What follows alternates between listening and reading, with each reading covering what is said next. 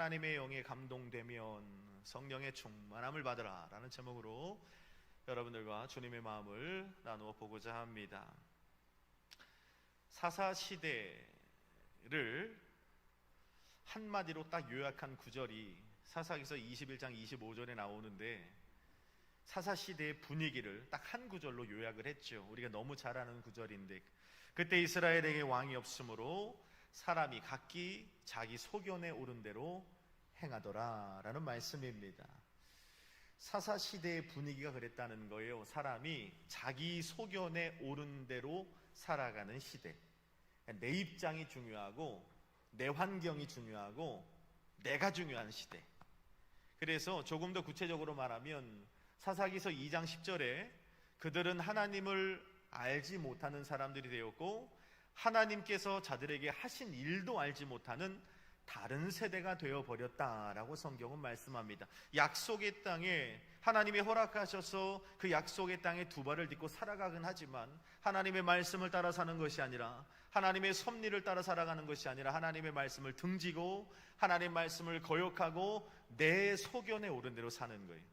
하나님을 별로 알고 싶지도 않아요. 하나님이 하고자 하셨던, 내 믿음의 조상들 가운데 하셨던 그 일도 알고 싶지 않은 철저히 다른 세대가 되어가는 이스라엘 백성들의 모습인 거죠. 뿐만 아니라 가나안 족속들이 섬기는 우상을 그들이 숭배하게 됩니다. 바알과 아세라를 숭배하고, 숭배하는 것을 넘어서 그들에게 제단을 쌓고 분향하는 엄청난 죄악을 저지르게 됩니다. 그래서 사사시대의 400년은 이스라엘 역사상 가장 암울하고 타락한 시대가 바로 사사시대라 해도 과언이 아닌 거죠. 이게 영적 상태였다는 거예요. 사사시대 뿐만 아니라 이스라엘 백성들의 그 대내적으로는 보면 주변에 초강대국들이 다 모여 있습니다. 이미 그 시대에 이스라엘은 초대 왕도 세워지지 않는 그런 미흡한 나라를 유지하고 있대. 그 이스라엘을 둘러싸고 있는 블레셋이나 암몬이나 미디안 족속과 같은, 그들은 이미 철병거를 소유한 그 시대에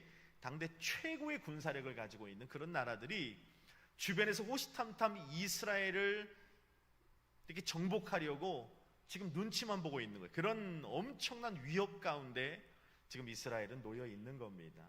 뿐만 아니라 내적으로도 안타깝게도 사사시대 400년 동안 이스라엘의 12지파가 하나가 된 적이 한 번도 없습니다. 그냥 요만한 문제를 가지고도 문제 삼아서 서로가 서로를 헐뜯고 물뜯고 해서 이 12지파가 끝까지 일치가 되지 못하고 혼돈스러운 난세의 세대가 바로 400년의 사사시대라고 우리는 알 수 있는 거죠. 그런데 이런 혼미하고 정말 혼란스럽고 난세의 세대 가운데 그 12지파가 하나의 일치를 보이는 의견이 있었는데, 그게 뭐냐면 이스라엘 가운데 한 명의 지도자를 세우자라는 의견이었습니다. 우리도 다른 나라들과 같이 이 난국에서, 이 어려운 난세의 상황에서 이 이스라엘의 나라를 다시 일으켜 세울 만한 지도자 한 명을 우리도 세우는 것, 이 의견만큼은 이 12지파가 일치를 이루었다는 겁니다. 그래서 그것을 사무엘 선지자에게 이야기를 했고, 사무엘 선지자는 그들의 의견을 수렴해서 하나님 앞에 나가 기도합니다. 하나님을 왕으로 섬겨야 할 이스라엘 백성들이 왕을 달라 합니다. 하나님 굉장히 섭섭해 하셨죠. 그러면서도 이스라엘 그 12지파의 간곡한 부탁을 하나님 들어주십니다. 그래서 베냐민 지파의 기스의 아들인 오늘 본문에 나오는 사울이라는 사람을 주님이 택정하셔서 그를 이스라엘의 초대 왕으로 삼았다는 거예요. 자, 그런데 문제가 생겼죠. 우리가 다 읽진 않았지만 이 사무엘상 10장 11장 내용을 보면 사울이 이스라엘 초대 왕으로 사무엘 선지자를 통해서 기름 부음 받아 이스라엘 왕이 되기는 하는데, 문제는 뭐냐면 사울의 출신 성분이 문제가 된 거예요. 사울의 출신 성분. 물어볼게요. 사울의 출신 성분이 어떻게 되죠? 사울의 출신 성분, 베냐민 지파잖아요. 베냐민 지파 기억하십니까? 베냐민 지파 중에서도 가장 작은 기스의 아들 사울이라 자기가 그렇게 고백을 하지 않습니까? 여러분, 우리가 베냐민 지파 하면 딱 떠오르는 이미지가 몇 가지 있어요. 뭐죠? 베냐민 지파 하면 이스라엘 지파 중에 가장 작은 지파입니다. 그리고 베냐민 지파 하면 이스라엘 12지파 중에 막내 지파예요. 장자 지파가 아닙니다. 뭐 둘째 셋째도 아니고 막내 지파입니다. 또 우리가 나누진 않았지만 사사기 19장 말씀에 보면 이스라엘 12지파 그 중에서 이 베냐민 지파가 아주 19장 말씀에 숨기고 싶은 아주 추한 치욕적인 상황 하나가 있었습니다. 그게 뭐냐면 레위인 하나가 여행을 하면서 첩을 데리고 다니는데 이 한 지역에 머물러서 한 집에 머물러서 이제 하룻밤을 지내게 되는데 그날 이 베냐민 지파의 불량배들이 이 집을 찾아오죠. 그래서 그 남자를 내어놓으라고, 레위인을 내어놓으라고 합니다. 우리가 상관하겠다고. 많이 본 장면이죠. 창세기 19장에 나오는 이 소돔과 고모라의 모습들. 그랬더니 이 레위인이 어떻게 하면 자신의 첩을 내어줍니다. 그랬더니 이 베냐민 지파의 불량배들이 밤이 새도록 이 여인을 겁탈을 해요. 그래서 결국 이 여인이 죽죠. 그랬더니 레위인이 충격을 받은 거예요. 자신의 첩이 죽은 걸 보고. 그래서 이 첩을 데려다 어떻게 합니까? 죽은 첩을 토막을 내요. 그래서 11지파에게 보냅니다. 그리고 말을 하죠. 우리 레위인의 첩을 베냐민 지파의 불량배들이 이렇게 겁탈해서 죽였다. 한 동족이 그렇게 했다 그랬더니 나머지 11지파가 흥분합니다. 그래서 11지파의 군사들이 모여서 베냐민 지파를 완전히 씨를 말려버리겠다고 합니다. 하나님 백성 그럴 수 없어 해서 완전히 베냐민 지파를 진멸시키려고 했던 이런 치욕적인 과거가 있던 지파가 바로 베냐민 지파였어요. 그런데 하나님께서 사무엘 선지자를 통해서 이스라엘 1대 왕, 초대 왕을 세우시겠다고 하는데 장자 지파가 아니라, 아주 인구가 많은 그런 대단한 지파가 아니라 가장 열세하고 가장 막내고 가장 별 볼 일 없는, 그리고 치욕적인 과거를 가지고 있는 그 베냐민 지파의, 그것도 가장 작은 기스의 아들을 하나님께서 택정하셔서 그를 왕으로 세운다 하니, 여러분, 많은 이스라엘 백성들이 불만이 있었을까요? 없었을까요? 있었겠죠. 있었습니다. 그 적어도 유다 지파를 통해 나와야 하는 것 아닌가, 아니면 르우벤 지파를 통해 나와야 하는 것 아닌가, 뭐 이런 생각들을 갖고 있었는데 이 베냐민 지파 마음에 안 드는 겁니다. 그래서 우리가 알지는 않았지만 여러분 10장 27절을 한번 같이 볼까요? 10장 27절에 보면 마음에 안 드는 사람들이 이렇게 사울이 왕된 소식을 듣고 말합니다. 시작. 어떤 불량배는 이르되 우리를 구원하겠느냐 하고 멸시하며 예물을 바치지 아니하였으나 그는 잠잠하였더라. 아멘.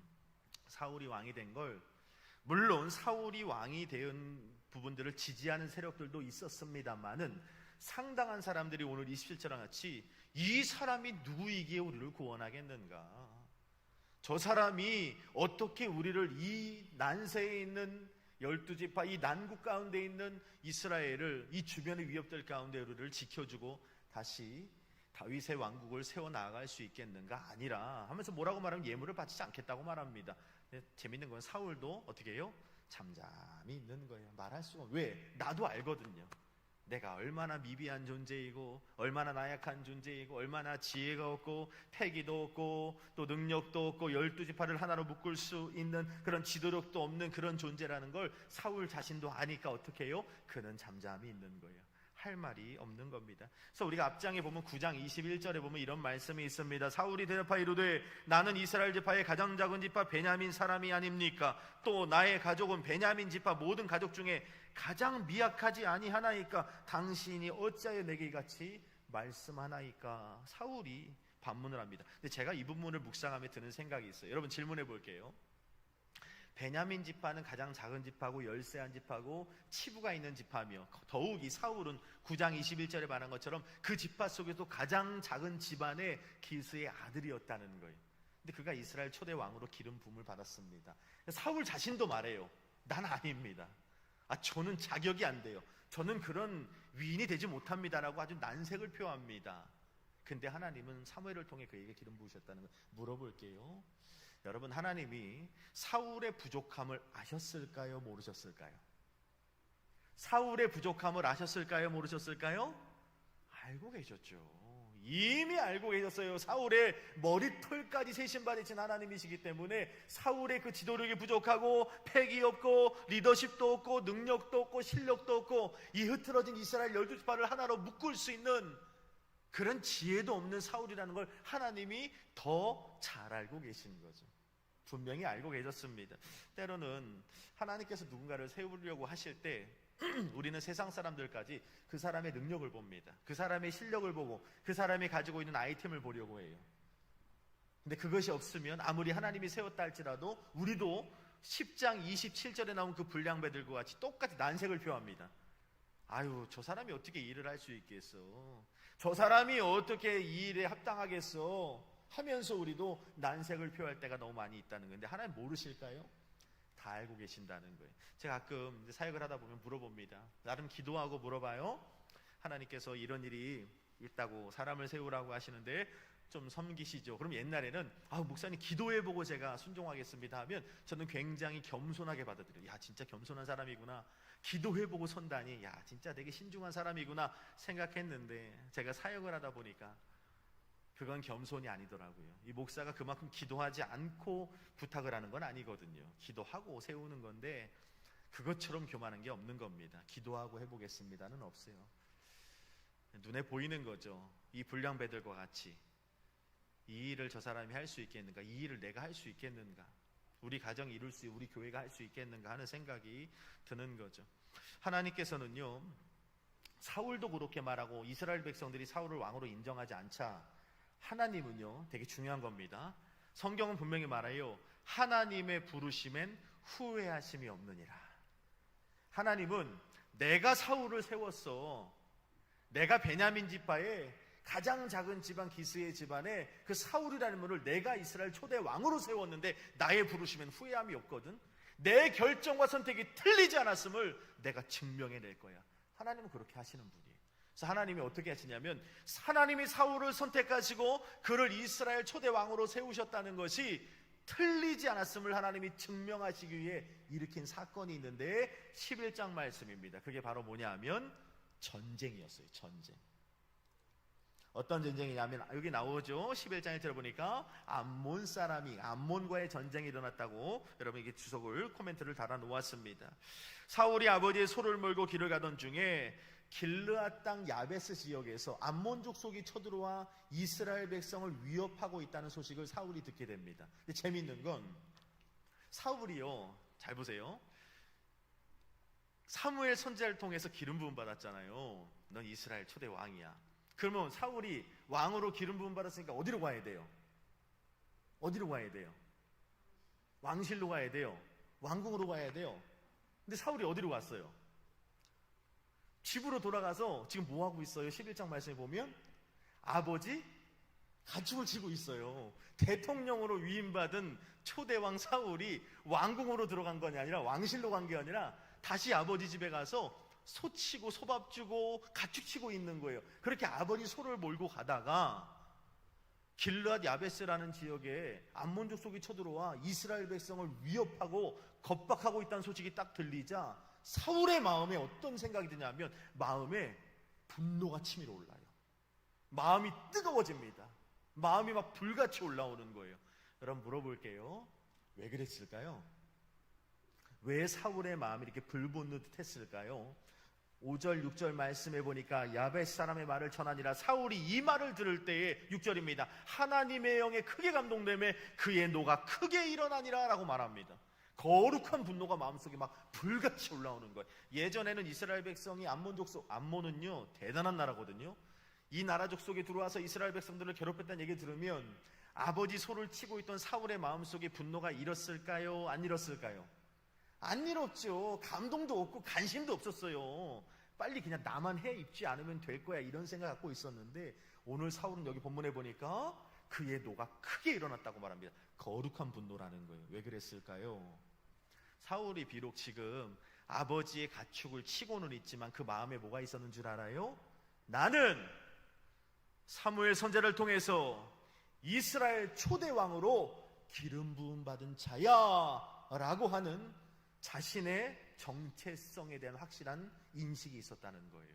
내가 누구야? 이스라엘의 왕이야. 비록 내가 지금 아버지 가축을 치고 있지만 형편없는, 지금 목동에 지나지 않지만 이스라엘 백성이 그래서 나에게 불량배들이 네가 나를 구원하겠느냐며 예물도 바치지 않는 그런 허접한 인간에 지나지 않지만 내 마음속엔 들끓는 한 가지 확신이 있었어요. 나는 이스라엘 왕이야. 하나님이 나를 이스라엘 왕으로 세우셨거든. 그런데 내 백성들이 암몬 족속을 통해 지금 위협을 당하고 있다는 소식을 들으니까 마음에 뭐가 일러요? 분노가 치밀어 오르는 거예요. 그래서 어떻게 해요? 군사를 모읍니다. 가자. 소몰고 있던 사울이 33만의 군사를 모아서 암몬과 싸우겠다고 나가는 거예요. 아니, 어저께까지 저 지방에서 농사 짓고 소젖 주고 소밥 주고 있던 젊은이가 갑자기 군사를 모아서 전쟁을 벌이겠다고 하는 겁니다. 왜 그랬을까요? 사울의 마음속에 내가 누구인지, 나는 누구여야 하는지, 나는 무엇으로 살아가는 사람인지를, 비록 내 현실에는 소밥 주고 있는 이 농부에 지나지 않지만, 축산업자에 지나지 않았지만 내 마음속엔 내 확신이 있었다는 거예요. 내 백성이 고통을 받으니까 마음의 분노가 치밀어 오르는 거죠. 오늘 그리스도인들도 마찬가지입니다. 그리스도인들이 정말 중요한 게 뭔지 아십니까? 제 말씀 준비하면서 예배가 중요하다 하지만 물론 예배도 중요해요. 기도도 중요하고 성령 충만 중요하고 말씀 많이 보는 거 중요합니다. 복음 전하고 전도 전 다 중요해요. 근데 진짜 중요한 게 뭔지 아십니까? 오늘 이 순간에 이 예배의 자리에 있다 할지라도 여러분 안에 내가 누구지? 난 누구여야 하지? 나는 무엇으로 살아가는 사람이어야 하지? 라는 질문과 거기에 대한 명확한 자기 정체성에 대한 대답을 갖지 않은 채 예배하고 있다면 의미가 없어요. 그런 채 신앙생활하고 있다면, 그렇게 봉사하고 그렇게 헌신하고 예물 드리고 하고 있다면 아무 의미가 없다는 겁니다. 오늘 우리 안에 나는 하나님의 사람이야, 나는 그리스도의 사람이야, 나는 하나님의 자녀야, 나는 성령의 사람이야 라는 확실한 내가 누구인지, 누구여야 하는지에 대한 질문과 대답을 갖고 살아간다면 놀라운 게 있어요. 어떤 하나님의 나라의 소식을 들으면 마음이 뜨거워집니다. 예수에 대한 이야기를 하면 가슴이 뜨거워진다니까요. 우리 교회가요 정말 은혜로 충만하고 우리 교회에 대한 그리스도 예수의 그 부활의 증인으로서의 정체성이 분명하잖아요. 그런데 예수에게만 나오면요 뜨거워져요. 그냥 하나님 찬양합시다 라고 하면 나와도 막 뜨거워진다니까요. 저는 그런 예배가 우리 가운데 회복되기를 간절히 소망하는 사람이에요. 정말로 그런 우리의 정체성이 뜨거운 가운데 예배를 드려야 됩니다. 그냥 여기 와서 앉아있다 그런 예배가 아니라 주일날 우리가 예배 드릴 때요 그런 마음으로 예배 드려야 돼요. 나는 하나님의 나라 사람이야. 비록 내가 오늘은 나가서 세상 일을 하고 문서를 써주고 은행을 다니고 또 디자인을 하고 여러 가지 일들을 우리 집사님들이 많이 하고 있는데, 비록 그 일을 하고 있지만 나는 하나님의 나라 된 왕같은 제사장이며 하나님의 자녀이고 예수 그리스도의 십자가의 죽으심과 보혈을 통해 나는 하나님 나라의 백성이 되었다는 그런 확실한 나의 정체성의 모습을 알고 있다면 하나님 나라, 예수 그리스도, 성령님이란 이야기만 들어도 울컥울컥 한다니까요. 정녕 성령의 교회 안에서 우리가 지체되었다는 사실 가운데 누구 한 사람이 막 실족하거나 누구 한 사람이 어려움을 당하거나 우리 오후 시간에 그래서 모이는 것 아니에요. 예배도 물론 중요한데 예배 끝나고 나서 우리가 삶을 나누잖아요. 삶을 나눌 때 기도 제목을 내놔요. 막 울어요. 모르잖아요. 예배 드려서는 잘 몰라요. 근데 오후 모임을 하다 보면 저렇게 힘들어 하는구나, 저렇게 기쁜 일이 있었구나, 저렇게 행복한 일이 있어, 저런 도전을 하고 있구나, 진짜 슬프겠구나, 암에 걸렸대, 항암 치료 가운데 있대, 구리시에 온 지 이렇게 오래됐는데 일감이 하나도 지금까지 없었대, 왜 말을 안 했어 하면 너무 마음이 아프잖아요. 그럼 어떻게 되는 줄 알아요? 그 문제가 내 문제 같아요. 왜? 우리는 지체니까. 온몸인데 한 손가락 요만큼만 여러분 까져도 얼마나 아파요. 신경 쓰이고. 그런 법입니다. 같이 기도하게 되잖아요. 하나님, 일감을 주세요. 이 문제 풀어주세요. 해결해 주세요. 암병에서 노인받게 해주세요. 아이의 눈이 정상으로 돌아오게 해주세요. 아이가 말이 분명해지게 해주세요. 우리가 눈물 뿌리며 기도하는 것 아닙니까, 여러분? 그런 거예요.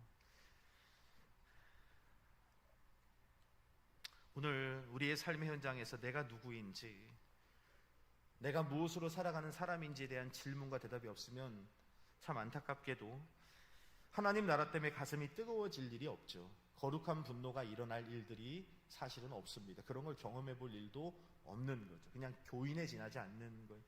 오늘 나는 어떤 신앙의 분류인인가 한번 생각해보는 이 밤이 되었으면 좋겠습니다. 자, 본문으로 돌아가서 암몬 족속을 통해서 이스라엘 백성들이 위협을 당하자 사울이 오늘 본문 7절 말씀에 보니까 한겨리의 소를 잡아 각을 뜨고 전령들의 손으로 그곳을 이스라엘 모든 지역에 두루 보냅니다. 그리고 이렇게 말해요. 누구든지 나와서 7절입니다. 사울과 사무엘을 따라 따르지 아니하면 그의 소들도 이와 같이 하리라 하였더니, 그리고 나서 8절 말씀을 보니까 베색이라는 전쟁을 벌이는 장소에 이스라엘 군사들이 모이기 시작합니다. 얼마가 모였죠? 8절에 보니까 사울이 베색에서 그들의 수를 세어보니 이스라엘 자손이 30만이고 유다 사람이 3만 명이었더라. 30만 더하기 3만은 몇이에요? 33만인 거죠. 이게 그냥 숫자를 보면 33만이 모였구나 할 수 있지만 잊지 마세요. 우리가 사사기를 나눴지만 사사시대 400년 동안 이스라엘 백성이 이렇게 일치가 되어서 하루아침에 33만의 군사가 모인 적이 한 번도 없어요. 400년 동안. 마음이 하나가 돼서 나라를 지키고 나라를 살려야겠다고 저들이 일심동체가 되어서 이렇게 수십만의 사람들이 베색이라는 곳에 모인 역사가 400년 동안 없었다고요. 근데 33만의 군사가 오늘 베색에 모이게 된 겁니다. 그리고 이들을 통하여서 우리가 읽지는 않았지만 11장 말씀에 보면 그 시대의 당대 최고의 강력한 군사력을 자랑했던 암몬 족속을 너무도 쉽게 진멸해버리고 박살해버리는 것을 우리가 성경을 통해서 보게 되는 거죠. 더욱이 암몬 족속만 진멸시키는 것이 아니라 이렇게 뿔뿔이 400년 동안 흩어졌던 이스라엘 12지파가 이 사건을 통해서 완전히 하나가 되더라는 겁니다. 할렐루야. 그러니까 전쟁이 큰 문제네, 전쟁이 문제야 라고 어떤 사람들은 얘기하겠지만 그 전쟁 때문에 이스라엘이 하나가 되었고요, 그 전쟁 때문에 괴롭히던 암몬 족속을 완전히 진멸시키는, 그래서 이스라엘의 위상이 높아지는 기회가 되었다고 성경은 말씀하고 있는 겁니다. 자, 그런데 이런 일들이 그냥 일어났느냐? 그렇지 않아요. 오늘 우리가 읽었던 10장 6절 말씀을 보면 여기 해답이 나오는 거예요. 이런 변화가 사울의 인생 가운데, 이스라엘 가운데 그냥 일어나는 것이 아니라 10장 6절에 먼저 이 말씀으로 시작이 되는 거예요. 이 사건이. 10장 6절을 다시 한번 큰 목소리로 읽어봅시다. 시작. 내게는 너도 그들과 함께 예언을 하고 변하여 새 사람이 되리라. 아멘. 여기 보니까 여호와의 영이 크게 임하리니 예언을 하고 변하여 어떻게 되리라? 새 사람이 되리라. 새 사람이 되리라 말씀합니다. 그래서 11장 6절에 가보면 사울이 이 말을 들을 때 하나님의 영에 크게 감동됨이라고 되어 있잖아요. 예언대로 하나님의 영, 지금 우리 시대로 말하면 성령의 충만함을 입었다는 거예요. 그러니까 이 놀라운 반전과 사울의 변화의 역사는 그냥 일어난 것이 아니라 분명히 주님께서 말씀에 기록하신 것처럼 하나님의 영에 크게 감동되었을 때 새 사람이 되는 놀라운 변화의 역사가 일어난 줄로 믿습니다. 그러니까 하나님의 영에 감동돼야 돼요. 사람이 안 변한다고요? 그 사람의 고집과 기질은 안 변한다고요? 아니요. 저는 그 말씀에, 그런 말들에 절대로 동의하지 않습니다. 하나님의 영에 크게 감동되면 분명히 성경이 말해요. 새 사람이 됩니다. 변화받을 수 있다고 성경은 말씀하고 있는 거예요. 사울이 하나님의 영에 크게 감동되었을 때 하루아침에 대반전의 역사가 일어나는 거예요. 사울의 자리가 변해서 그런 게 아닙니다. 세상은 자리가 사람을 만드는 얘기를 하잖아요. 그런데 성경은 그렇게 말씀하고 있지 않아요. 자리가 사울을 목동이었던 사울이 이스라엘 왕이 되니까 저렇게 변했네가 아니더란 말입니다. 분명히 성경은 뭐라고 하냐면 그가 하나님의 영에 크게 감동되었더니 새 사람이 되었다라고 선언하는 거예요. 저와 여러분들이, 자리가 저와 여러분들을 만드는 게 아닙니다. 일반 성도가 집사님이 됐더니 야 변했네, 천만의 말씀이요. 집사님이 사역자가 됐더니 야 변했네, 전도사님이 되더니 변했어. 그런가요? 전도사님, 목사님이 딱 되니까 야 진짜 달라졌네. 그런가요? 아닙니다. 자리가 사람을 만드는 게 아니라요, 직분이 사람 만드는 것이 아니라 성경이 선언합니다. 여호와의 영이 내게 크게 임하리니 내가 변하여 새 사람이 되리라. 할렐루야. 성경이 말씀하는 거예요. 우리 교회가 어떻게 변할 수 있어요? 성령 충만 받아야 되는 거예요. 여러분 가정이 어떻게 변할 수 있어요? 성경이 말해요. 여호와의 영이 크게 임하면 변하여 새 사람이 되리라. 여러분 개개인도 마찬가지입니다. 정말 새롭게 되고 싶나요? 영혼육이 새롭게 되고 싶어요? 그럼 어떻게 돼요? 성령의 충만함을 사모하십시오. 성령의 영에 크게 감동되면 변하여 새 사람이 되는 놀라운 역사를 경험하게 될 줄로 믿습니다. 하나님의 영에 크게 감동되는 것, 이게 변화의 역사를 일으키는 시발점이라는 거예요. 성령 충만 받으면 무익한 사람이 유익한 사람이 되는 거예요. 성령 충만 받으면 미련한 사람이 지혜로운 사람 됩니다. 성령 충만 받으면 게으른 사람이 부지런한 사람이 되고요. 성령 충만 받으면 두려움 많은 사람이 강하고 담대한 사람이 되더라고요. 성령 충만 받으면 거짓말하는 사람이 진실한 입술이 되고, 원망 불평하던 사람이 감사의 입술, 찬송의 입술이 되는 걸 저는 제 눈으로 봤습니다. 성령 충만 받으면 미워하던 사람이 용서하고 사랑하는 사람이 되고요. 성령 충만 받으면 가는 곳마다 분열을 일으키다가 가는 곳마다 연합을 일으키고 화평케 하는 사람으로 변화받게 되는 것을 우리는 경험할 수 있다는 겁니다. 성령 충만하시길 바랍니다. 하나님의 영이 감동되니까 사사기 6장에 미디안이 무서워서 포도즙 틀에서 곡식 털던 그 기드온이가 여호와의 영에 크게 감동되니까 어떻게 됩니까? 미디안 사람 치기를 한 사람씩 하는 하나님의 큰 용사로 거듭나더라는 거예요. 여호수아가 모세 죽고 난 후 여호수아 1장에 보면 두려웠답니다. 그때 하나님께서 여호수아에게 하신 말씀은 딱 한 가지였어요. 내가 모세와 함께 있던 것 같이 너와 함께 있을 것이라. 두려워하지 말라, 놀라지 말라, 내가 너희 하나님이 됨이니라. 여호수아가 이 말씀 하나 딱 부르, 하나님의 영이 나와 함께 계신데 할렐루야. 그랬더니 그때부터 여호수아가 가나안 정복하는데 단 한 번도 지지 않더라는 겁니다. 강하고 담대, 하다못해 태양까지도 태양아 멈추어라 하는 그 용기와 배짱이 하나님의 영이 감동되니까 그렇게 여호수아 1장에 벌벌벌 떨던 두려워하던 자가 태양을 향하여 외칠 정도로 강하고 담대한 자가 되더라는 거예요. 성령 충만. 난 놓고 기억자도 모르는 베드로가, 글도 잘 모르는 베드로가 오순절 막아야 되었기만 성령의 충만함을 받고 유대인들 앞에 가서 복음을 전합니다. 글도 모르는 사람이 예수 믿으십시오, 예수 믿으십시오. 여러분, 베드로가요, 성경은 이렇게 아주 상세하게 기록을 했지만 제가 베드로를 이렇게 묵상해 보면 분명히 떠듬떠듬했을지도 모르겠어요. 막 버벅대면서 설교를 했을지도 모르겠어요. 그런데 성령께서 그의 영에게 크게 감동하니까 베드로의 여러분 설교를 하다 보면, 여러분도 설교를 하시지만 설교라는 건요, 이 언변을 잘한다 그래서 설교를 잘하는 건 아닌 것 같아요. 표정과 그 눈빛과 억양과 제스처와 이런 것도 중요하고요. 그 성령 안에서 내뿜는 영성이라는 것이 있거든요. 할렐루야. 그런 게 베드로에게 그 성령의 강력한 담대함과 용기가, 칼이 목에 들어와도 나는 예수를, 부활한 예수라 증거하지 않을 수 없거든. 내가 사람에게 좋게 하랴 하나님께 좋게 하랴 하면서 복음을 전했을 거란 말입니다. 그러니까 하루아침에 그 완고한 유대인 3,000명이 회심하고 돌이키는 역사가 일어난 줄로 믿습니다. 이게 성령 충만 받으면 그렇게 변하게 되더라는 겁니다. 자리가 사람을 만든다는 건 세상 말입니다. 옛말입니다. 직분이 사람 변화시키는 것이 아니라 사무엘상 10장 6절을 동그라미를 한 10번 쳐두세요.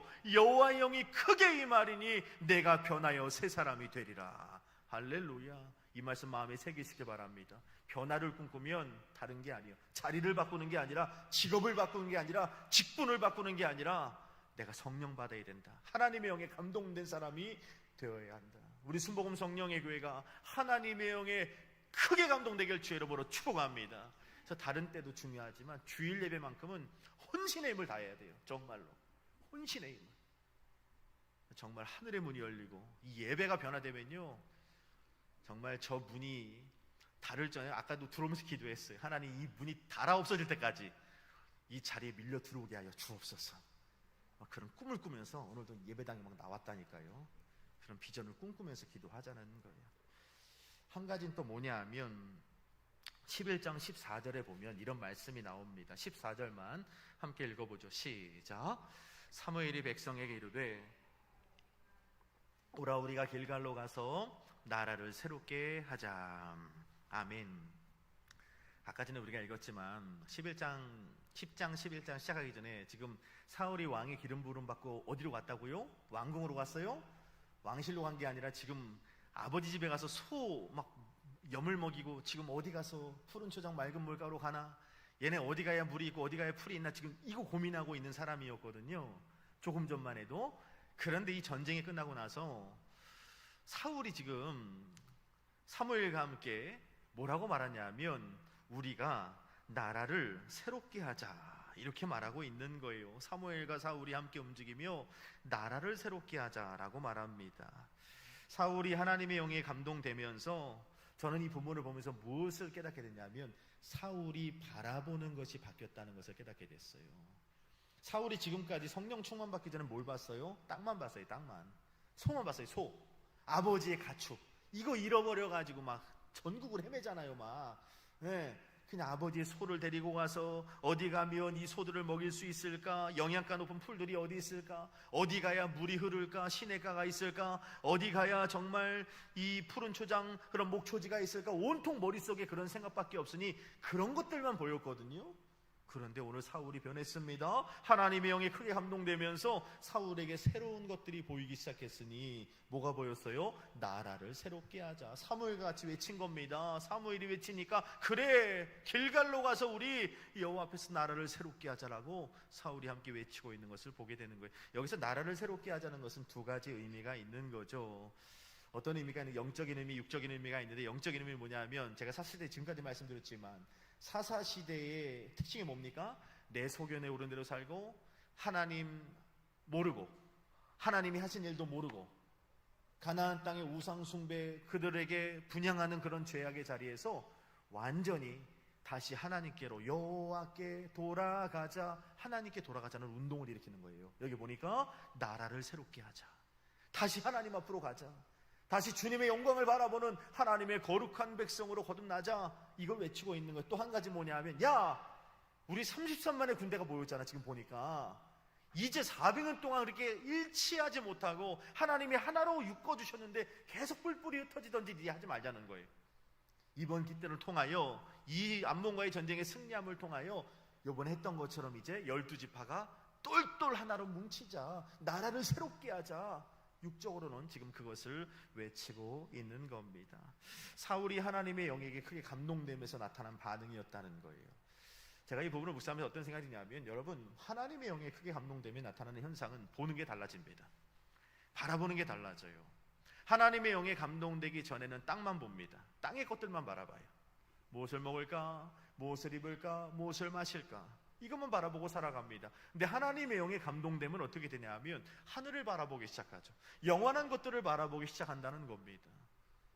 오늘 내가 성령 충만한 사람인지 성령으로 충만하지 못한 사람인지는 내가 오늘 보고 있는 것이 무엇인지에 따라 완벽하게 대답을 해주고 있는 거죠.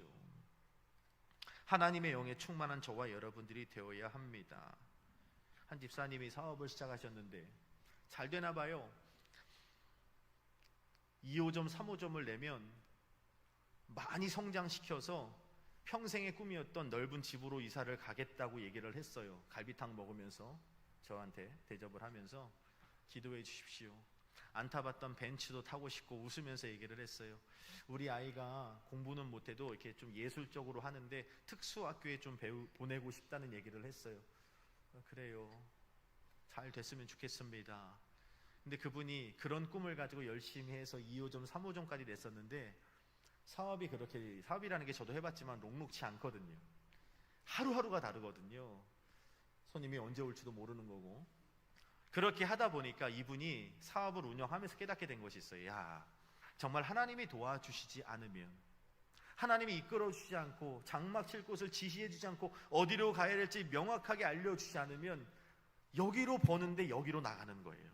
1호점에서 버는데 2호점으로 다 까지는 거예요. 이런 일들이 집사님이 계속 경험하게 됩니다. 그러면서 이 집사님이요, 어떻게 했냐면 날마다 그 매장에 나가서 예배를 드리기 시작한 거예요. 목사님을 모셔다가 예배를 드리고 시작했답니다. 예배 드리고 기도받고 시작하고. 얼마나 보통이 목사님이 매일 가는 것도 쉬운 일이 아닌데 그렇게 했는데 놀랍게도 정말 2호점, 3호점, 4호점, 5호점 아무도 안 놀래. 우리는 한 10호점까지들 하시는 분들인가 봐. 6호점까지 냈대요. 근데 이분이 하는 말이 있어요. 지금은요, 목사님, 넓은 집으로 가고 싶은 생각 1도 없어요. 지금이면 충분합니다. 부영 아파트면 충분해요. 그리고요, 벤츠, 지금 카니발 타는데 벤츠 안 타도 됩니다, 목사님. 우리 애들요, 특수학교 안 보내도 돼요. 근데 제 마음에 소원이 생겼어요.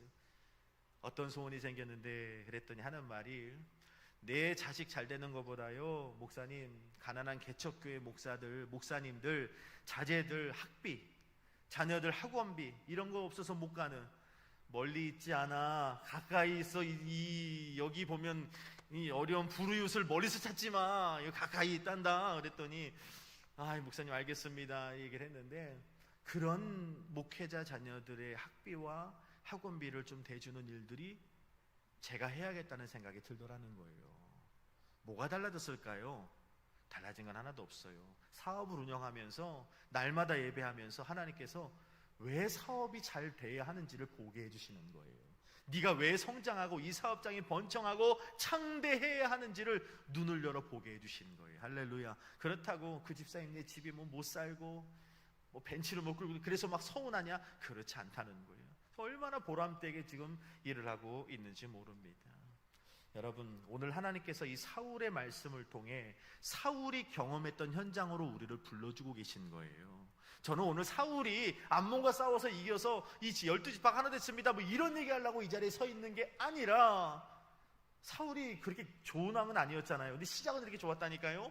이 사울이 경험했던 하나님의 영에 크게 감동된 이 은혜의 현장으로 저와 여러분들을 초청하고 계시는 거예요. 이 자리로 나가면 어떻게 된다고? 변하여 새 사람이 되리라. 할렐루야. 그 새 사람이라는 건요, 여러분들이 꿈꾸지도 못할, 예상하지도 못할 하나님만이 하실 수 있는 놀라운 자리인 줄 믿으시길 바랍니다. 그러니까 우리 교회가 하나님의 영에 크게 감동돼야 돼요. 목사로부터 시작해서 우리 단위까지 한 사람 한 사람이 정말 여호와의 영의 성령으로 크게 감동되기를 주의 이름으로 간절히 축원합니다. 하나님께서는 오늘 저와 여러분들에게 말씀하시는 거예요. 오늘 사울과 같이 오늘 이렇게 몇 명 안 모였는데 우리가 기도한다고 교회가 달라집니까? 몇 명 모이지 않는데 우리가 뭐 기도한다고 교회 학교가 달라지고 뭐 부흥이 되고 뭐 크게 변하겠습니까? 그런 생각을 가지면 안 돼요. 사울이 오늘 그랬잖아요. 내가 12지파 중에 베냐민 지파, 가장 열세하고 부족한 그 지파 중에 가장 작은 집안 기스의 아들이 나요. 난 아닙니다. 우리랑 똑같아요. 그런데 하나님이 그걸 모르냐는 거예요. 하나님 다 알고 계신다니까요. 이렇게 적은 수가 모여서 오늘 이 밤에 전전긍긍하면서 하나님 어떻게 하는 거 하나님 이미 다 알고 계신다니까요. 근데 우리에게 요구하시는 건 하나뿐이에요. 여호와의 영에 크게 감동만 되라. 성령으로 크게 감동만 되라. 그러면 변하여 새 사람이 되게 하는 것은 내가 하겠다. 할렐루야. 하나님이 하시는 거예요. 여러분 마음속에 내가 누구인지 여러분 자긍심을 가지십시오. 분명히 이 자리는 채워질 것입니다. 이 자리는 채워질 것입니다. 하나님이 채워지실 것입니다. 저는 그 믿음을 가지고 오늘 이 밤에 기도할 것입니다. 하나님께서 역사하실 거예요. 근데 우리가 충만해져야 됩니다. 사람이 무엇으로 새롭게 됩니까? 배운다고 됩니까? 능력이 많고 은사 많아서 뭐 기도 많이 한다고 됩니까? 결단하고 환경이 좋아진다고 됩니까? 천만의 말씀입니다. 오늘 성경이 말씀하는 대로 돌아가십시오. 여호와의 영, 성령으로 크게 충만해지면 변하여 새 교회가 되리라. 변하여 새 가정이 되리라. 변하여 새 일터가 되리라. 변하여 새 사람이 되리라. 이게 하나님의 선언으로 오늘 우리가 듣고 기도하는 저와 여러분 되었으면 좋겠습니다.